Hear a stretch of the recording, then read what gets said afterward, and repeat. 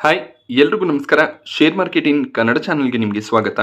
March 20ರ market ಅಪ್ಡೇಟ್ನ observe ಮಾಡೋದಾದ್ರೆ ಸ್ವಲ್ಪ ಮಟ್ಟಿಗೆ ರಿಕವರಿ ಇವತ್ತು ಮಾರ್ಕೆಟ್ನಲ್ಲಿ ನೋಡೋದಕ್ಕೆ ಸಿಕ್ಕಿದೆ.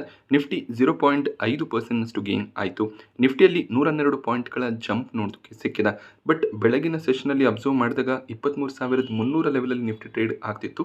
ಬಟ್ 23,100 ಅರೌಂಡಲ್ಲಿ ಕ್ಲೋಸಿಂಗ್ ನೋಡೋದಕ್ಕೆ ಸಿಕ್ಕಿದೆ. ಸೊ ಮಧ್ಯಾಹ್ನದ ನಂತರ ಸ್ವಲ್ಪ ನೆಗೆಟಿವ್ ನ್ಯೂಸ್ಗಳು ಕೂಡ ಮಾರ್ಕೆಟ್ನಲ್ಲಿ ನೋಡೋದಕ್ಕೆ ಸಿಕ್ತು. ಇರಾನ್ ಕುವೈತ್ನ ಕೆಲವೊಂದಿಷ್ಟು ಆಯಿಲ್ ರಿಫೈನರೀಸ್ಗಳನ್ನು ಅಟ್ಯಾಕ್ ಮಾಡಿದ್ದಾರೆ ಅನ್ನುವಂಥ ಒಂದು ನ್ಯೂಸ್ ಬಂದಿತ್ತು. ಸೊ ರೀಸೆಂಟಾಗಿ ಸಾಕಷ್ಟು ಮಿಡಲ್ ಈಸ್ಟ್ನ ಆಯಿಲ್ ರಿಫೈನರೀಸ್ LNG ಪ್ಲಾಂಟ್ಗಳನ್ನು ಇರಾನ್ ಅಟ್ಯಾಕ್ ಮಾಡ್ತಿದ್ದಾರೆ. ಹಾಗೆ ಇಸ್ರೇಲ್ ಕೂಡ ಇರಾನ್ನ ಸಾಕಷ್ಟು ಮಿಲಿಟರಿ ಆಫೀಸರ್ಸ್ ಅದು ಕೂಡ ಹೈಯರ್ ರೋಲ್ನಲ್ಲಿ ಇರೋರನ್ನ ಸಾಯಿಸ್ತಾ ಬರ್ತಿದ್ದಾರೆ. ಅದಕ್ಕೆ ರಿವೆಂಜ್ ಆಗಿ ಇವರು ಸಾಕಷ್ಟು ಮಿಡಲ್ ಈಸ್ಟ್ ರಿಸೋರ್ಸಸ್ಗಳನ್ನು ಟಾರ್ಗೆಟ್ ಮಾಡ್ತಿದ್ದಾರೆ. ಸೊ ಕಾನ್ಫ್ಲಿಕ್ಟ್ ಏನಿದೆ ಇನ್ನೂ ಕೂಡ ಕಂಟಿನ್ಯೂ ಆಗ್ತಿರೋದು ಕಾಣಿಸ್ತಿದೆ. ಹಾಗೆ ಅಮೆರಿಕಾದ F-35 ಅನ್ನು ಕೂಡ ನಾವು ಹೊಡೆದಿದ್ದೀವಿ ಅಂತ ಇರಾನ್ ರೀಸೆಂಟಾಗಿ ಒಂದು ಸ್ಟೇಟ್ಮೆಂಟನ್ನು ಕೊಟ್ಟಿದ್ದಾರೆ. ಸೊ ನ್ಯೂಸ್ ಯಾವ ರೀತಿಯಲ್ಲಿ ಬರ್ತಾ ಹೋಗುತ್ತೆ ಆ ರೀತಿಯಲ್ಲಿ ಮಾರ್ಕೆಟ್ ಕೂಡ ರಿಯಾಕ್ಟ್ ಮಾಡುತ್ತೆ. ಸೊ ವೀಕೆಂಡ್ನಲ್ಲಿ ಈಗ ಯಾವ ರೀತಿಯ ನ್ಯೂಸ್ ಬರುತ್ತೆ ಅದಕ್ಕೆ ಸೋಮವಾರ ರಿಯಾಕ್ಷನ್ ಕೂಡ ನೋಡೋದಕ್ಕೆ ಸಿಗುತ್ತೆ. ಇವತ್ತು US ನ ಮಾರ್ಕೆಟ್ಸ್ ಯಾವ ರೀತಿಯಲ್ಲಿ ಟ್ರೇಡ್ ಆಗುತ್ತೆ ಅದು ಕೂಡ ನೆಕ್ಸ್ಟ್ ವೀಕ್ಗೆ ಇಂಪಾರ್ಟೆಂಟ್ ಆಗುತ್ತೆ. ಸೆನ್ಸೆಕ್ಸ್ 0.45% ಇವತ್ತು ಗೇನ್ ಆಗಿದೆ. ಬ್ಯಾಂಕ್ ನಿಫ್ಟಿ ಫ್ಲಾಟ್ ಆಗಿ ಕ್ಲೋಸ್ ಆಯಿತು. ನಿಫ್ಟಿ IT ಇಂಡೆಕ್ಸ್ನಲ್ಲಿ ಒಳ್ಳೆ ಒಂದು ರಿಕವರಿ ಬಂದಿದೆ. ಸೊ ನಿನ್ನೆ IT ಸ್ಟಾಕ್ಗಳು ಸಾಕಷ್ಟು ಕರೆಕ್ಟ್ ಆಗಿತ್ತು, ಬಟ್ ಇವತ್ತು ಸ್ಟ್ರಾಂಗ್ ಆಗಿ ಟ್ರೇಡ್ ಆಗಿದೆ. ನಿಫ್ಟಿ ಆಟೋ ಇಂಡೆಕ್ಸ್ ಕೂಡ ಪಾಸಿಟಿವ್ ಆಗಿ ಕ್ಲೋಸಿಂಗ್ ಅನ್ನು ಕೊಟ್ಟಿದೆ. ಸೌದಿ ಅರೇಬಿಯಾದ ಆಯಿಲ್ ಅಫಿಷಿಯಲ್ಸ್ಗಳು ಈ ಒಂದು ಇರಾನ್ US ಟೆನ್ಷನ್ಸ್ ಇದೇ ರೀತಿಯಲ್ಲಿ ಕಂಟಿನ್ಯೂ ಆದರೆ ಕ್ರೂಡ್ ಆಯಿಲ್ನ ಪ್ರೈಸಸ್ ಪ್ರತಿ ಬ್ಯಾರಲ್ಗೆ $180 ರೀಚ್ ಆಗ್ಬೋದು ಅಂತ ಪ್ರಿಡಿಕ್ಟ್ ಮಾಡಿದ್ದಾರೆ. ಸೊ ಸಾಕಷ್ಟು ಪ್ರೆಷರ್ ಕ್ರೂಡ್ ಆಯಿಲ್ನಲ್ಲಿ ಕ್ರಿಯೇಟ್ ಆಗುವಂಥ ಚಾನ್ಸಸ್ ಇದೆ. ಇದು ಭಾರತಕ್ಕೆ ತುಂಬಾ ನೆಗೆಟಿವ್ ಆಗುತ್ತೆ. ನಿಫ್ಟಿ ಟಾಪ್ ಗೇನರ್ಸ್ ಮತ್ತು ಲೂಸರ್ಸ್ ಅನ್ನು ಅಬ್ಸರ್ವ್ ಮಾಡಿದಾಗ JSW ಸ್ಟೀಲ್ ಇವತ್ತು ಟಾಪ್ ಗೇನರ್ ಆಗಿತ್ತು. ಮೆಟಲ್ ಸೆಕ್ಟರ್ನ ಸ್ಟಾಕ್ಗಳು ಇವತ್ತು ಸ್ಟ್ರಾಂಗ್ ಆಗಿ ಪರ್ಫಾರ್ಮ್ ಮಾಡಿದೆ. JSW ಸ್ಟೀಲ್ನಲ್ಲಿ 3.5% ಜಂಪ್ ನೋಡೋದಕ್ಕೆ ಸಿಕ್ಕಿದ್ರೆ ಟಾಟಾ ಸ್ಟೀಲ್ 3%ಗೂ ಹೆಚ್ಚಾಗಿ ಗೇನ್ ಆಗಿದೆ. ಕೋಲ್ ಇಂಡಿಯಾ ಸ್ಟಾಕ್ ಪ್ರೈಸ್ನಲ್ಲಿ ಕೂಡ 3% ಜಂಪ್ ಇವತ್ತು ನೋಡೋದಕ್ಕೆ ಸಿಕ್ತು. IT ಸೆಕ್ಟರ್ನ ಸ್ಟಾಕ್ಗಳು ಕೂಡ ಸ್ಟ್ರಾಂಗ್ ಆಗಿ ಟ್ರೇಡ್ ಆಯಿತು. ಟೆಕ್ ಮಹೀಂದ್ರ 3.5% ಗೇನ್ ಆದರೆ ಇನ್ಫೋಸಿಸ್ ಕೂಡ 3% ಗೇನ್ ಆಗಿದೆ. ಇದಕ್ಕೆ ರೀಸನ್ ನಿನ್ನೆ ಬಂದಂಥ ಅಕ್ಸೆಂಚರ್ನ Q2 ರಿಸಲ್ಟ್ ಆಗಿರುತ್ತೆ. ಅಕ್ಸೆಂಚರ್ Q2ನಲ್ಲಿ 4% ರೆವೆನ್ಯೂ ಗ್ರೋತನ್ನು ತೋರಿಸಿದರೆ ಒಂದು ಸ್ಟ್ರಾಂಗ್ ರೆವೆನ್ಯೂ ಗ್ರೋತ್ ನೋಡೋದಕ್ಕೆ ಸಿಕ್ಕಿದೆ. ಹಾಗೆ 2026ರ ಫಿನಾನ್ಷಿಯಲ್ ಇಯರ್ನ ರೆವೆನ್ಯೂ ಗ್ರೋತ್ ಫೋರ್ಕ್ಯಾಸ್ಟ್ ಏನಿದೆ ಅದನ್ನು 3% ಇದ್ದಿದ್ದು 3.5%ಗೆ ಇನ್ಕ್ರೀಸ್ ಮಾಡಿದ್ದಾರೆ. ಸೊ ಅಕ್ಸೆಂಚರ್ನ ರಿಸಲ್ಟ್ ಸ್ಟ್ರಾಂಗ್ ಆಗಿ ಬಂದಿದೆ ಅಂದರೆ ಸೊ ಇನ್ನೇನು Q4ನ ರಿಸಲ್ಟನ್ನು ಇಂಡಿಯನ್ IT ಕಂಪ್ನಿಗಳು ಕೂಡ ಡಿಕ್ಲೇರ್ ಮಾಡ್ತಾರೆ. ಸೊ IT ಕಂಪ್ನೀಸ್ನ ರಿಸಲ್ಟ್ ಸ್ಟ್ರಾಂಗ್ ಆಗಿ ಬರ್ಬೋದು ಅನ್ನುವಂಥ ಒಂದು ಹೋಪ್ ಕ್ರಿಯೇಟ್ ಆಗುತ್ತೆ. ಹಾಗೆ ಅಕ್ಸೆಂಚರ್ ಜನರೇಟಿವ್ AI, ಏಜೆಂಟಿಕ್ AI ಈ ಸೆಗ್ಮೆಂಟ್ನಿಂದ ಹೆಚ್ಚಿನ ರೆವೆನ್ಯೂಸನ್ನು ಜನರೇಟ್ ಮಾಡ್ತಿದೆ. ಇಂಡಿಯನ್ ಸರ್ವಿಸ್ ಬೇಸ್ಡ್ IT ಕಂಪ್ನಿಗಳು ಕೂಡ ಅದೇ ಸೆಗ್ಮೆಂಟಲ್ಲಿ ಕೆಲಸ ಮಾಡ್ತಿದ್ದಾರೆ. ಸೊ ನೋಡಬೇಕಾಗುತ್ತೆ ಯಾವ ರೀತಿಯ ಒಂದು ರಿಸಲ್ಟ್ ಇನ್ಫೋಸಿಸ್, TCS, HCLನ ಕಡೆಯಿಂದ ಬರುತ್ತೆ ಅಂತ. ಬಟ್ ಈಗಲೂ ಕೂಡ ಸಾಕಷ್ಟು ಬ್ರೋಕರೇಜಸ್ಗಳು ಲಾರ್ಜ್ ಕ್ಯಾಪ್ IT ಕಂಪನಿಗಳಿಗಿಂತ ಮಿಡ್ ಕ್ಯಾಪ್ IT ಕಂಪನೀಸ್ ಆಗಿರುವಂಥ ಕೋಫೋರ್ಜ್, ಎಂಫಸಿಸ್ ಈ ರೀತಿಯ ಕಂಪನಿಗಳನ್ನೇ ಬೆಟ್ ಮಾಡ್ತಿದ್ದಾರೆ. ಸೊ ಈ ಕಂಪನಿಗಳು ಒಳ್ಳೆ ಒಂದು ರೆವೆನ್ಯೂ ಗ್ರೋತನ್ನು ತೋರಿಸ್ಬೋದು ಅನ್ನೋದು ಬ್ರೋಕರೇಜ್ಗಳ ವ್ಯೂ ಆಗಿರುತ್ತೆ. ಬಟ್ ಓವರ್ ಆಲ್ ಒಂದು ಸ್ಟ್ರಾಂಗ್ ರಿಸಲ್ಟೇ IT ಕಂಪನಿಗಳ ಕಡೆಯಿಂದ ಬರುವಂಥ ಚಾನ್ಸಸ್ ಇದೆ. ಸೊ ಏನು ಎಕ್ಸ್ಪೆಕ್ಟೇಷನ್ ಅಥವಾ ಗೈಡೆನ್ಸನ್ನು ಈ ಕಂಪನಿಗಳು ಕೊಟ್ಟಿದ್ರು ಆ ರೀತಿಯಲ್ಲಿ ರಿಸಲ್ಟ್ ಬರುವಂಥ ಎಕ್ಸ್ಪೆಕ್ಟೇಷನ್ ಇರುತ್ತೆ. ನಿಫ್ಟಿ ಟಾಪ್ ಲೂಸರ್ಸ್ ಅನ್ನು ಅಬ್ಸರ್ವ್ ಮಾಡಿದಾಗ ಇಂಡಾಲ್ಕೋ ಟಾಪ್ ಲೂಸರ್ ಆಗಿತ್ತು. JSW steel, Tata steel strong ಆಗಿ ಟ್ರೇಡ್ ಆಗಿದೆ. ಬಟ್ ಇಂಡಾಲ್ಕೋ ಸ್ಟಾಕ್ ಪ್ರೈಸ್ನಲ್ಲಿ 2.5% ಕರೆಕ್ಷನ್ ನೋಡೋದಕ್ಕೆ ಸಿಕ್ಕಿದೆ. HDFC ಬ್ಯಾಂಕ್ನ ವೀಕ್ನೆಸ್ ಕೂಡ ಕಂಟಿನ್ಯೂ ಆಗ್ತಿರೋದು ಕಾಣಿಸ್ತಿದೆ. HDFC ಬ್ಯಾಂಕ್ನ ಟೆಂಪರರಿ ಚೇರ್ಮನ್ ತಮ್ಮ ಒಂದು ಪೊಸಿಷನ್ಗೆ ರೆಸಿಗ್ನೇಷನನ್ನು ಕೊಟ್ಟಿದ್ರು. ಈ ನ್ಯೂಸ್ನಿಂದ ಸ್ಟಾಕ್ ಸಾಕಷ್ಟು ಕರೆಕ್ಟ್ ಆಗ್ತಿದೆ. ಬಟ್ RBI ಕೂಡ ಕ್ಲಾರಿಫಿಕೇಶನ್ಸನ್ನು ಕೊಟ್ಟಿದ್ದಾರೆ. HDFC ಬ್ಯಾಂಕ್ನಲ್ಲಿ ಯಾವುದೇ ರೀತಿಯ ಪ್ರಾಬ್ಲಮ್ಸ್ ಇಲ್ಲ ಅಂತ HDFC ಮ್ಯಾನೇಜ್ಮೆಂಟ್ನ ಕಡೆಯಿಂದ ಕೂಡ ಕ್ಲಾರಿಫಿಕೇಶನ್ಸ್ ಬಂದಿದೆ. ಬಟ್ ಸ್ಟಿಲ್ ಸ್ಟಾಕ್ ಕರೆಕ್ಟ್ ಆಗ್ತಿದೆ. ಇದು ಲಾಂಗ್ ಟರ್ಮ್ಗೆ ಆಪರ್ಚುನಿಟಿ ಆಗಿರುತ್ತೆ. ಲಾಂಗ್ ಟರ್ಮ್ನಲ್ಲಿ HDFC ಬ್ಯಾಂಕಲ್ಲಿ ಇನ್ವೆಸ್ಟ್ ಮಾಡಬೇಕು ಅಂತ ಇರೋರು ಈ ಒಂದು ಆಪರ್ಚುನಿಟಿಯನ್ನು ಬಳಕೆ ಮಾಡ್ಕೋಬೋದಾಗುತ್ತೆ. HDFC ಲೈಫ್ ಕೂಡ 1.5% ಅರೌಂಡಲ್ಲಿ ಕರೆಕ್ಟ್ ಆಗಿದೆ. ONGC ಕೂಡ 1% ಕರೆಕ್ಟ್ ಆಯಿತು. ಕ್ರೂಡ್ ಆಯಿಲ್ನ ಪ್ರೈಸಸ್ ಸ್ವಲ್ಪ ಡ್ರಾಪ್ ಆಗಿದೆ. ಶ್ರೀರಾಮ್ ಫಿನಾನ್ಸ್ ಕೂಡ 1%ಗೂ ಹೆಚ್ಚಾಗಿ ಇವತ್ತು ಕರೆಕ್ಟ್ ಆಯಿತು. ಎಟರ್ನಲ್ ಸ್ಟಾಕ್ ಪ್ರೈಸ್ನಲ್ಲಿ 2% ಜಂಪ್ ಇವತ್ತು ನೋಡೋದಕ್ಕೆ ಸಿಕ್ಕಿದೆ. ಬೆಳಗಿನ ಸೆಷನಲ್ಲಿ ಸ್ಟಾಕ್ ಆಲ್ಮೋಸ್ಟ್ 4% ಗೇನ್ ಆಗಿತ್ತು. ಇದಕ್ಕೆ ರೀಸನ್ ಕಂಪನಿ ಝೊಮ್ಯಾಟೋದ ಪ್ಲಾಟ್ಫಾರ್ಮ್ ಫೀಸನ್ನು ಇನ್ಕ್ರೀಸ್ ಮಾಡಿದ್ದಾರೆ. ಇದು ಡೆಲಿವರಿ ಫೀಸ್ ಅಲ್ಲ, ಡೆಲಿವರಿ ಚಾರ್ಜಸ್ ಸಪ್ರೇಟ್ ಆಗಿ ಇರುತ್ತೆ.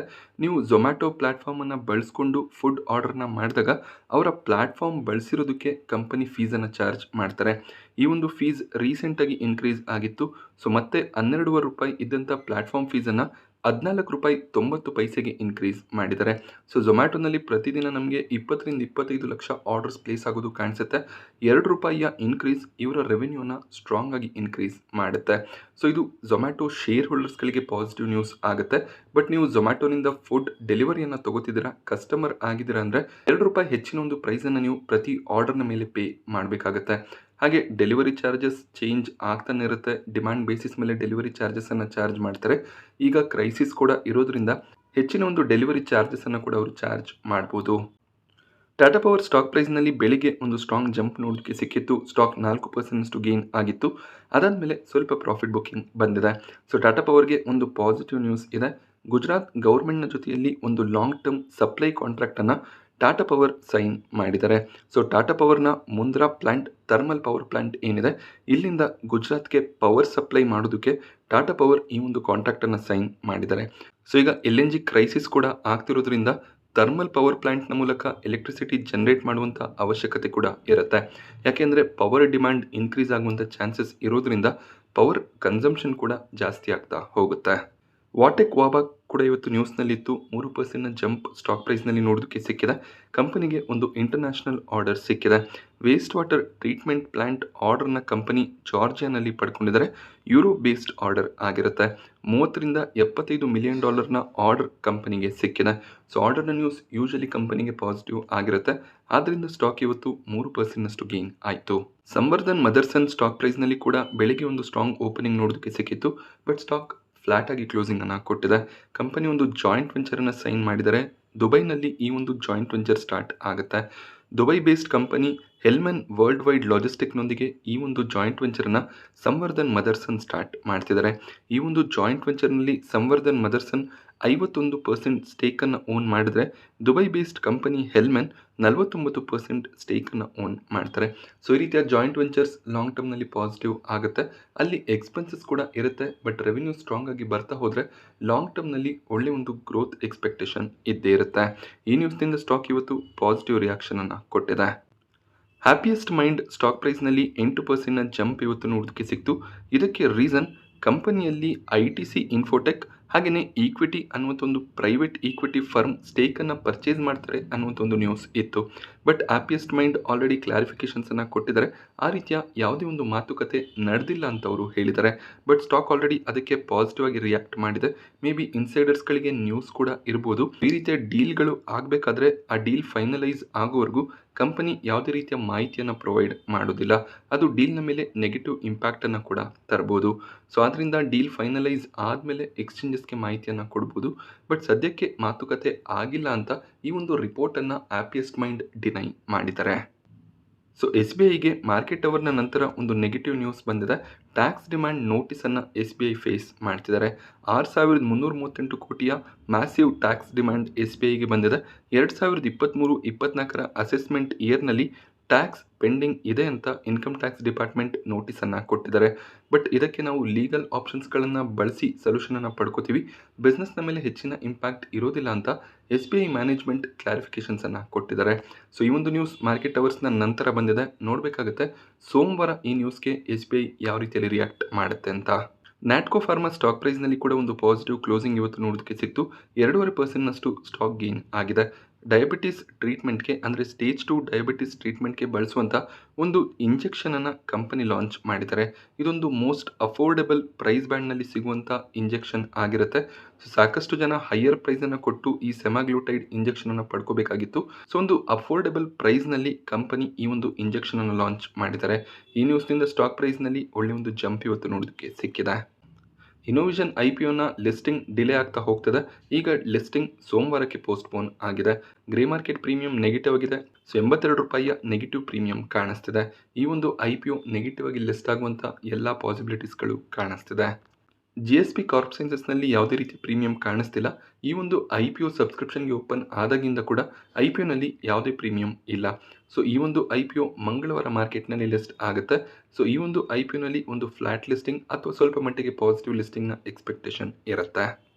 ಕೋಲ್ ಇಂಡಿಯಾದ subsidiary company central mine planning and design ಇನ್ಸ್ಟಿಟ್ಯೂಟ್ನ IPO ಇವತ್ತು ಸಬ್ಸ್ಕ್ರಿಪ್ಷನ್ಗೆ ಓಪನ್ ಆಗಿದೆ. So cut off price ₹172 set ಆಗಿದೆ. 80 ಶೇರ್ಗಳ ಲಾಟ್ ಆಗಿರುತ್ತೆ. ಹಾಗೆ 1842 ಕೋಟಿಯ ಇಶ್ಯೂ ಸೈಜ್ನೊಂದಿಗೆ ಈ ಒಂದು IPO ಇವತ್ತು ಸಬ್ಸ್ಕ್ರಿಪ್ಷನ್ಗೆ ಓಪನ್ ಆಯಿತು. So complete offer for sale ಆಗಿರುತ್ತೆ. ಸೊ ಕೋಲ್ ಇಂಡಿಯಾ ಹಾಗೆ ಕೆಲವೊಂದಿಷ್ಟು ಪ್ರಮೋಟರ್ಸ್ಗಳು ಇಲ್ಲಿ ಸ್ಟೇಕನ್ನು ಸೆಲ್ ಮಾಡ್ತಿದ್ದಾರೆ. ಸೊ ಮೊದಲನೇ ದಿನ QIB ಕ್ಯಾಟಗರಿಯಲ್ಲಿ ಯಾವುದೇ ರೀತಿಯ ಅಪ್ಲಿಕೇಶನ್ಸ್ ಬರಲಿಲ್ಲ. HNI ಕ್ಯಾಟಗರಿ, ರಿಟೇಲ್ ಕ್ಯಾಟಗರಿಯಲ್ಲಿ ಕೂಡ ಅಷ್ಟಾಗಿ ಅಪ್ಲಿಕೇಶನ್ಸ್ ಬರ್ತಿರೋದು ಕಾಣಿಸ್ತಿಲ್ಲ. ಬಟ್ ಕೊನೆ ದಿನ QIB ಕ್ಯಾಟಗರಿಯಲ್ಲಿ ಒಳ್ಳೆ ಒಂದು ಸಬ್ಸ್ಕ್ರಿಪ್ಷನ್ನ ಎಕ್ಸ್ಪೆಕ್ಟೇಷನ್ ಇರುತ್ತೆ. ಸೊ PSU ಸೆಕ್ಟರ್ನ ಕಂಪನಿ ಆಗಿರುತ್ತೆ. ನೋಡಬೇಕಾಗುತ್ತೆ ಯಾವ ರೀತಿ ಒಂದು ಡಿಮ್ಯಾಂಡ್ ಕ್ರಿಯೇಟ್ ಆಗುತ್ತೆ ಅಂತ. ಸೊ ಇವತ್ತಿನ ದಿನ ಕೇವಲ ₹1 ಅರೌಂಡಲ್ಲಿ ಗ್ರೇ ಮಾರ್ಕೆಟ್ ಪ್ರೀಮಿಯಂ ನೋಡೋದಕ್ಕೆ ಸಿಗ್ತದೆ. ಹೆಚ್ಚಿನ ಒಂದು ಲಿಸ್ಟಿಂಗ್ ಗೇನ್ನ ಎಕ್ಸ್ಪೆಕ್ಟೇಷನ್ ಈ ಒಂದು IPOನಿಂದ ಕೂಡ ಕಾಣಿಸ್ತಿಲ್ಲ. ಮೇ ಬಿ ಅದೇ ಒಂದು ರೀಸನ್ನಿಂದ ನಮಗೆ ಸಬ್ಸ್ಕ್ರಿಪ್ಷನ್ ಬರ್ತಿರೋದು ಕಾಣಿಸ್ತಿಲ್ಲ. ಸೊ ನಾನಿವತ್ತು ನಿಮಗೆ ಮಾರ್ಕೆಟ್ನ ಬಗ್ಗೆ ಕೊಟ್ಟಂಥ ಇನ್ಫಾರ್ಮೇಷನ್ ಇಷ್ಟ ಆದರೆ ವಿಡಿಯೋನ ಲೈಕ್ ಮಾಡಿ. ಹಾಗೆ ಇದೇ ರೀತಿಯ ಮಾರ್ಕೆಟ್ ಅಪ್ಡೇಟ್ಸ್ಗಳಿಗೆ ಚಾನಲ್ನ ಸಬ್ಸ್ಕ್ರೈಬ್ ಮಾಡ್ಕೊಳ್ಳಿ. Thank you friends.